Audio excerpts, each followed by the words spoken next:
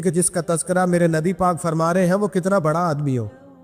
ولی اگرچہ بنی اسرائیل کے تھے لیکن اتنا زبردست ان کا جہاد کرنے کا طریقہ تھا، بڑا جہاد کیا، بڑی انہوں نے کافر بڑے پریشان تھے کہ بندہ قابو نہیں آتا، بڑی دور تک بات گئی، بڑی جد و جہد کی، لیکن حضرت شمعون علیہ الرحمہ بنی اسرائیل کے ولی تھے، قابو نہ آئے، آخر ان کی بیوی کو خریدا۔ اور یہ ایک تو مثالیں امیریوں کی آ گئی ہیں، خامد بھی بکتے ہیں، یاد رکھ، بھائی بھی بکتے ہیں، اللہ ماشاءاللہ جب کوئی بکنے پہ آتا ہے تو پھر وہ اپنے معیار کو قائم نہیں رکھتا، پھر لوگ گر جاتے ہیں معیار سے۔ بیوی کو خریدا، کہنے لگے تو نے اس کے ساتھ رہ کے کیا وقت گزارا ہے؟ کہنے لگی کوئی سکھ نہیں پایا، ایک وقت روٹی ایک وقت کی بھوک، درویشی کا درس دیتا ہے، کچھ بھی نہیں ملا۔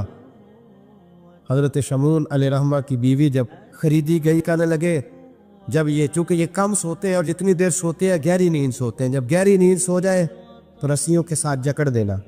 امام غزالی علیہ الرحمہ نے اس کو لکھا ہے، رسیوں کے ساتھ جکڑ دیا بی پی نے۔ حضرت شمعون اٹھے نہ تو اپنے آپ کو رسیوں سے بندھا ہوا دیکھا، اللہ اکبر کہا، جب اللہ اکبر کہا تو ساری رسیاں ٹوٹ گئی۔ بیوی سے کہنے لگے تو نے کیوں باندھا؟ اس نے پھر دھوکہ دیا، کہنے لگی ہر جنگ میں لوگ آ کے بتاتے تھے تیرا خاوند بڑا دلیر ہے، میں نے کہا میں بھی دیکھوں کتنا دلیر ہے۔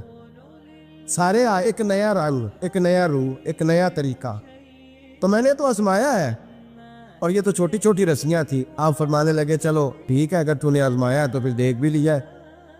کچھ دنوں کے بعد اس نے زنجیروں سے باندھ دیا، لوہے کی زنجیروں سے، اٹھے تو بندھا ہوا پایا، اللہ اکبر کہا تو زنجیریں بھی ٹوٹ گئی۔ فرمانے لگے یہ تو نے کیا کیا؟ کہنے لگی دیکھنا چاہتی تھی، کچی رسیاں تو توڑ لیتے ہو، زنجیریں بھی ٹوٹتی ہیں کہ نہیں؟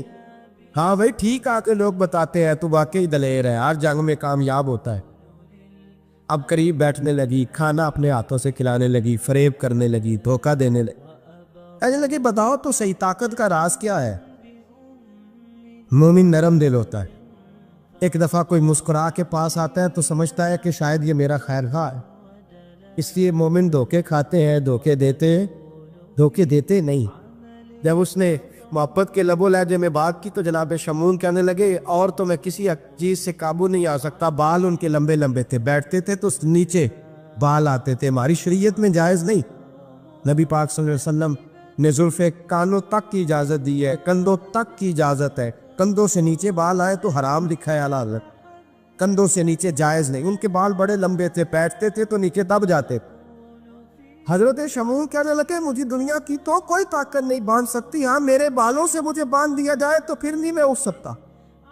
بس اس کے ہاتھ بات آ گئی، اس نے کھانا بھی کھلایا، اس نے بستر بھی بچھا کے دیا، پیر بھی دبائے، جب سو گئے تو اس نے ان کے بالوں سے انہیں باندھ دیا، اور کافروں کو جا کے بتایا کہ آج نہیں کھل سکے گا۔ جب اٹھے تو بندھا ہوا دیکھا، بیوی کی طرف دیکھا، اور تجھے خیال نہیں آیا کھول دے؟ کہنے لگی ساری زندگی غربت دی تو نے، یہ دیکھ مجھے ہیرے ملے ہیں، کنگن ملے، یہ دیکھ میرے کانوں میں ہیرا، سونا چاندی ہر چیز، چل جا، تیرا کیا کرنا ہے؟ ساری رات عبادتیں، سارا دن تو ذکر فکر اور جہاد پہ گزار دیتا۔ دھوکہ دیا۔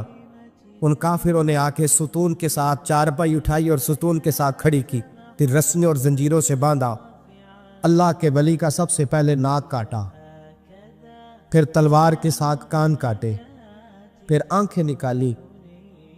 جب زبان کاٹنے لگے تو انہوں نے اللہ کو آواز دی، کہا میرے مولا میں کوئی لاوارث ہوں کہ کوئی مجھے دھوکہ دے اور اس انداز میں قتل کر دے؟ مولا میں دھوکے کھاتا رہا، میں کوئی لاوارث تو نہیں؟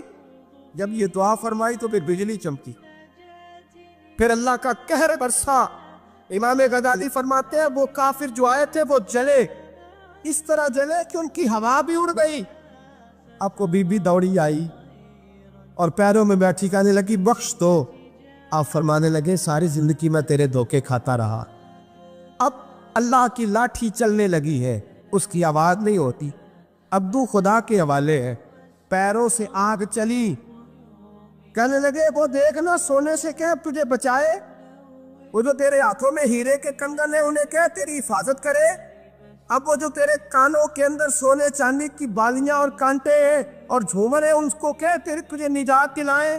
جلتی رہی، تڑپتی رہی، چیختی چلاتی رہی، اور اس طرح چیخی کہ وہ خاک بنی، ہوا میں اڑی، اللہ نے اپنے ولی کی آنکھیں بھی دوبارہ عطا فرما دی، کان بھی دوبارہ عطا فرما لی۔ اللہ تبارک و تعالیٰ نے پہلے سے زیادہ طاقت دی۔ وہ جب باہر نکلے تو اعلان کرنے تھے، لوگوں دیکھو دھوکہ والے جل گئے، تباہ ہو گئے، نام و نشان مٹ گیا، اور مجھے دھوکہ دیا گیا تھا تو اللہ نے مجھے پہلے سے زیادہ طاقتیں عطا فرما دی، پہلے سے زیادہ قوتیں۔ دھوکہ نہ دے، فریب نہ کرنا۔ جو آپ کسی کو دے رہے ہیں، اور میرے محبوب علیہ السلام کی ایک حدیث تو یہ بتاتی ہے، جو دنیا میں دھوکہ دے گا دنیا میں ہی اس کا نقصان اٹھائے گا۔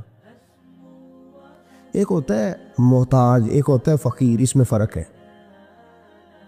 ایک آدمی کو اچھے کپڑے پہننے کے پیسے نہیں ملتے تو وہ فقیر نہیں، وہ محتاج ہے، اس کے پاس تو ہے ہی نہیں تو وہ کہاں سے پہنے۔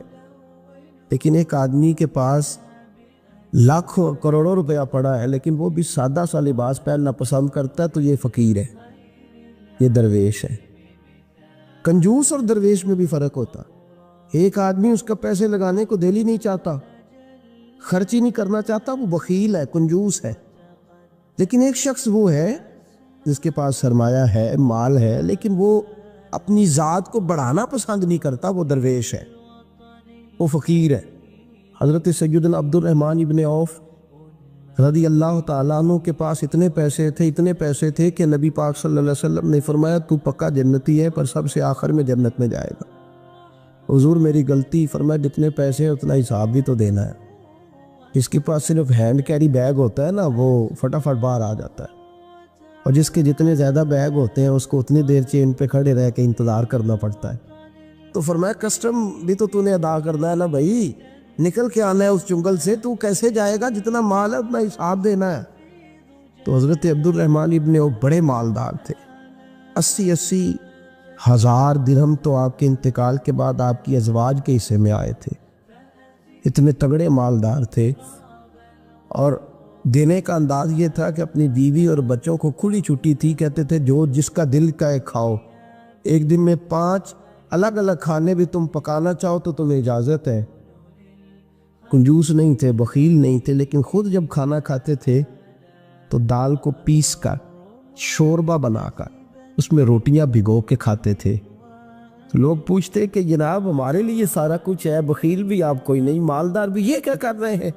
تو فرماتے تھے سرید کھا رہا ہوں، یہ کھانا میرے محمد کی سنت ہے صلی اللہ علیہ وسلم۔ فرمایا یہ کریم کا طریقہ ہے، میں فرض محبت ادا کر رہا ہوں، کسی کی ادا کو ادا کر رہا ہوں، یہ میرا انداز ہے، میری ذات کے بارے میں میرا یہی انداز ہے۔ سرکہ کھا رہے تھے تو بیٹے نے کہا ابا جی آپ کیوں کھا رہے ہیں، کتنے دن ہو گئے آپ نے بھنا ہوا گوشت نہیں کھایا، تو کھائیں۔ فرمانے لگے بیٹے کل لقمہ اٹھایا تھا گوشت کھانے کو تو مجھے اپنے نبی کا فقر یاد آ گیا، مجھے رسول رحمت صلی اللہ علیہ وسلم نے وہ جو مہینہ کھانا نہیں کھایا وہ یاد آیا ہے۔ تو حضور کی وہ چیزیں مجھے ان اعلیٰ غذاؤں میں مبتلا ہونے نہیں دیتی، تمہیں اجازت ہے۔ تم بھئی بادشاہی میں فقیری، آج لوگوں کے پاس اتنا کچھ ہوتا نہیں جتنا کچھ وہ اپنے آپ کو دکھانا چاہتے، دکھانے کا معاملہ ہو گیا، بلکہ قرض اٹھا کے لوگ اپنے آپ کو بڑا کر کے پیش کرتے، حالانکہ ایسا ہوتا نہیں۔ اسلام فقیری، بادشاہی میں فقیری، میرے رسول پاک صلی اللہ تعالیٰ علیہ وسلم کی ایک حدیث ہے، اگر آپ اس کو سمجھ جائیں تو بہت ساری چیزیں جو ہیں ویسے کھل جائیں گی۔ ایک صحابی نے کہا حضور میرے جسم کو سکون نہیں، وجود کو سکون نہیں، ظاہری وجود کی بات کی، تو حضور نے فرمایا ازہد فی الدنیا فریح القلب والجسد، فرمایا دنیا سے دل دور کر لے، ازہد فی الدنیا، دنیا میں زہد کٹھا کر لے، دنیا داری سے ذرا اپنے دل کو دور کر، اللہ تیرے وجود کو بھی سکون عطا کرے گا اور تیرے دل کو بھی سکون عطا فرمائے گا۔